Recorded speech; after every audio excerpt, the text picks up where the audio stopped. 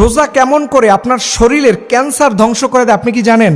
আপনি যদি আমার কথা অনুযায়ী এইভাবে রোজা রাখতে পারেন, দেখবেন আপনার শরীরে কোনো ক্যান্সারের সেল থাকবে না। বিজ্ঞানীরা বলতেছে কোনো মানুষ যদি 30টা রোজা ঠিকঠাক ভাবে রাখতে পারে তাহলে তার শরীরের মধ্যে কোনো ক্যান্সারের সেল থাকবে না। এই রোজাকে গবেষণা করে জাপানের বিজ্ঞানী ওসুমি তিনি নোবেল পুরস্কার পর্যন্ত পেয়েছেন। এখন প্রশ্ন হলো কিভাবে রোজা রাখলে আমাদের শরীরে ক্যান্সার ধ্বংস হয়। 1 নাম্বার মনে রাখতে হবে, আপনি রাসূল সাল্লাল্লাহু আলাইহি সাল্লামের সিস্টেম অনুযায়ী ইফতারি করবেন। কিভাবে?